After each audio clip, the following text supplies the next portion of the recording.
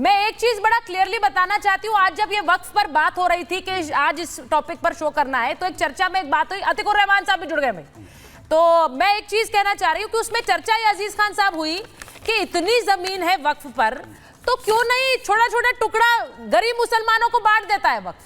ऐसा करने के बारे में क्यों नहीं सोचा कभी? नहीं, मैं आपसे पूछ रहा, आप मुस्कुरा रहे हैं अजीज खान साहब, लेकिन ये फैक्ट है। लोगों ने, हम चर्चा कर रहे थे और मेरे प्रोड्यूसर साहब ने ये बात बोली, उन्होंने कहा कि क्यों नहीं दे देता है, क्योंकि इससे कम से कम भला हो जाता।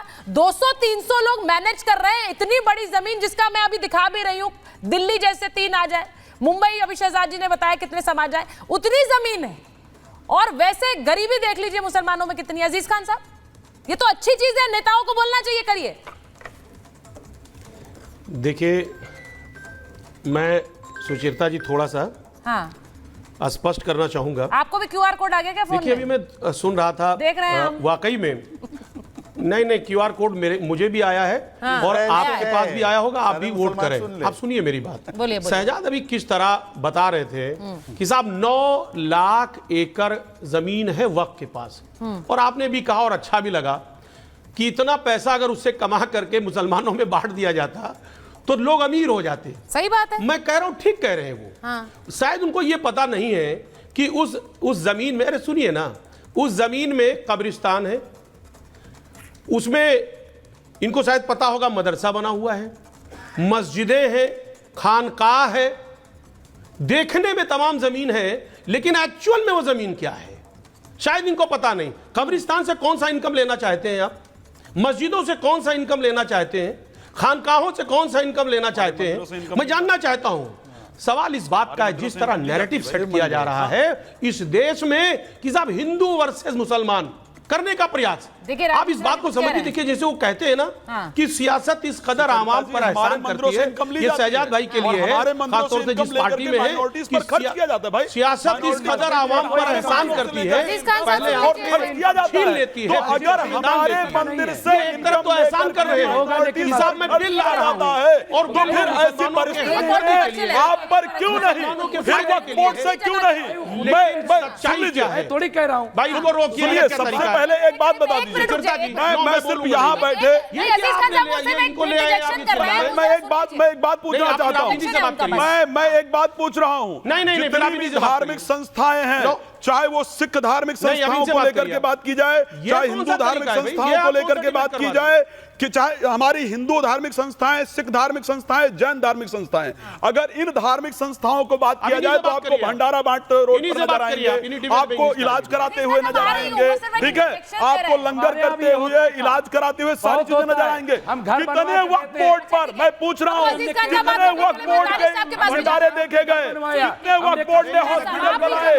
आज मुस्लिम महिलाओं को तलाक दे दिया गया, मुस्लिम महिलाएं अपने बच्चे लेकर के रोडों पर पाल रही हैं। कितने उन बेघर तलाकशुदा मुस्लिम महिलाओं को आपने मकान दिया? लिख करके बताइए। 10 चीज ऐसी। अब अजीज साहब बात कंप्लीट करेंगे, फिर मैं दानिश जी के पास जाऊंगी। 10 चीज जानना चाहता हूं कि वक्फ बोर्ड ने ऐसे किया है जो समाज कल्याण के लिए सरकार देने नहीं। अजीज साहब बात कंप्लीट, राज मिश्रा जी, अजीज साहब बात कंप्लीट करिए, बात कंप्लीट करिए, फिर मैं दानिश जी के पास जाऊंगी। आप अग्री नहीं कर रहे हैं सुचेता जी? हाँ, आपका डिबेट, आपका सुचेता, अब सुनिए मेरी बात गौर से। सुचेता जी, देखिए, आपके डिबेट को देश सुनता है, आप बहुत गंभीर हैं और आप इस बात को जानते हैं कि गंभीर प्रकरण भी बहुत इंपॉर्टेंट इशू है। अब इस तरीका चिल्ला के हु हल्ला सब्जी मंडी करके नहीं, उन्होंने हम तो समझी नहीं पाए किस तरीके से ये बात कर हु हल्ला कर रहा हूं। पंडित जी, आपको मेरा हु हल्ला दिखाई दे रहा है? देश में हु हल्ला हो रहा है, वो तरीका पर मुसलमानों बाहर निकल जाओ, तुम्हारी मस्जिदें छीनी जा रही हैं, वो हु हल्ला आपको नजर नहीं आ रहा है?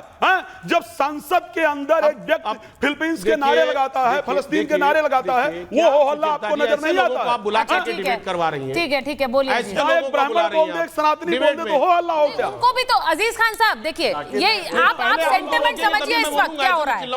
नहीं, आप मत चिल्लाइए, और मैं नहीं चाहती कोई भी चिल्लाए, कोई भी नहीं चिल्लाए। ठीक जानी चाहिए। ये बहुत गंभीर चर्चा है, देखिए ये बहुत गंभीर चर्चा है, क्योंकि मैं वो बता रही हूँ जो इस वक्त देश में हो रहा है। हर कोई डिस्कस कर रहा है। क्यूआर कोड आया आपको, ये वाला दिखाना, ये वाला आया है, ये बात हो रही है। इस वाले क्यूआर कोड में क्या लिखा है देखिए सर, ये हो रहा है इस वक्त देश में। और एक दिन बचा है, 2 दिन एक्सटेंड कर दिया है, क्योंकि रिस्पांस जेपीसी को इतना आ रहा है। 2 दिन एक्सटेंड कर दी गई डेट, 15 तक आप दे सकते हैं अभिप्राय। आप बात कंप्लीट कर लीजिए, फिर मैं दानिश जी के पास जाऊं।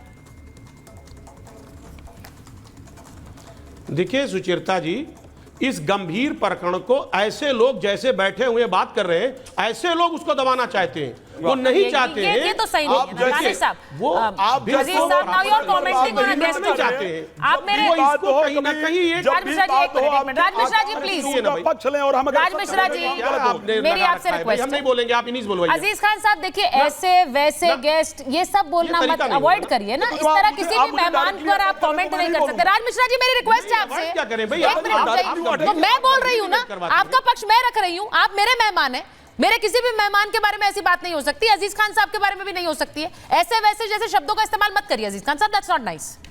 सब मेहमान मेरे सम्मानित मेहमान होते हैं, जिनको भी मैं इनवाइट करती हूं। अजीज खान इनके तिलक को देखकर चिढ़ गए। अजीज खान इस तरह से बात मत रखिए, स्टार्टिंग से रहा है। मेरी रिक्वेस्ट आप सबसे रहती बात है। नहीं है कि आप उनके तिलक को देखकर चिढ़ जाओ, ये अच्छी बात।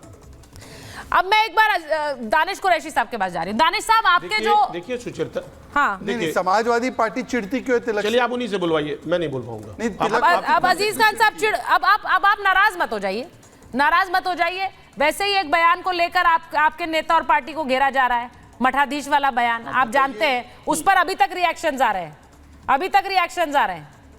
मैं उस पर नहीं जा रही हूं, लेकिन इस तरह के बयानों का मतलब नहीं है कि ये लाइन लिख के किसने दी। देखिए यहाँ पर हो हल्ला हो रहा है, लाउड स्पीकर पर कुछ बोल दो तो हो हल्ला नहीं है, जाकिर नायक हो हल्ला नहीं है, पर यहाँ पर एक पंडित जी बैठे हैं, अपना पक्ष रख रहे हैं, बता रहे हैं जो फैक्चुअल सिचुएशन है, तो ये हो हल्ला है, मठाधीश माफिया है, ये गलत तरीका है। हम हिंदू समाज को इस प्रकार से फोबिया का शिकार नहीं कर सकते।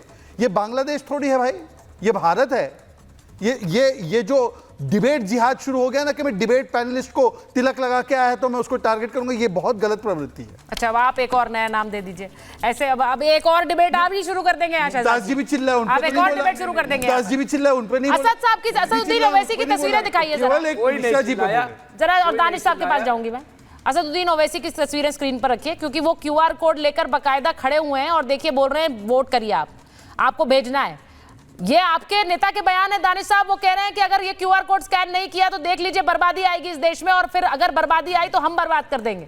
ये वाले बयान आ रहे हैं ओवैसी साहब के। अब ये देखिए तस्वीरें भी आ रही हैं उनकी, वो QR कोड के सामने खड़े हुए हैं।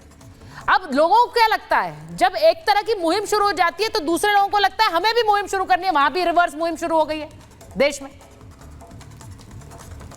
दानिश साहब देखिए सुचारिता, मेरी गुजारिश है आपसे कि मैं किसी के बीच में नहीं बोला और 23 मिनट तक मुसलसल सुन रहा हूं। मेरी बात बहुत अच्छे से आ जाए, कोई भी बीच में इंटरप्ट ना करे। किसी को परेशानी हो तो मेरी बात खत्म हो जाने के बाद करे। सबसे पहले मैं शुरुआत करता हूं, जैन साहब ने जो बात कही, जैन साहब या तो मुझे लगता है कि कानून के अज्ञानी हैं, पूरे ज्ञानी नहीं है, या तो फिर वो झूठ और फरेब फैला रहे हैं। मैं आपको बता दूं, इस देश में हिंदू एंडोमेंट एक्ट भी है कर्नाटका के अंदर में, जिसके अंदर में स्पेशल पावर्स और वक्फ से भी ज्यादा पावर्स है, जिसके अंदर में इंक्रोचमेंट के पावर्स हिंदू एंडोमेंट एक्ट के मुताबिक मिले हुए हैं। और वक्फ की अगर बात की जाए तो वक्फ के पास एनक्रोचमेंट के पावर्स नहीं है। ये डिफरेंसेस है। इसलिए पूरे देश को जैन साहब जो गुमराह कर रहे हैं, मैं पूरे देश को ये बताना चाहता हूं कि ये जो जैन साहब है ये बिल्कुल झूठी और फरेबी बात कर रहे हैं। अगर आपको रिसर्च करना है तो हिंदू एंडोमेंट एक्ट जो है आप गूगल डालेंगे तो सारी चीजें निकल के आ जाएंगी। तो ये देश में फरेब फैलाने का काम सबसे पहले तो जो अधिवक्ता है इनको नहीं करना चाहिए, जो देश में अराजकता का वातावरण बनाने की कोशिश कर रहे हैं।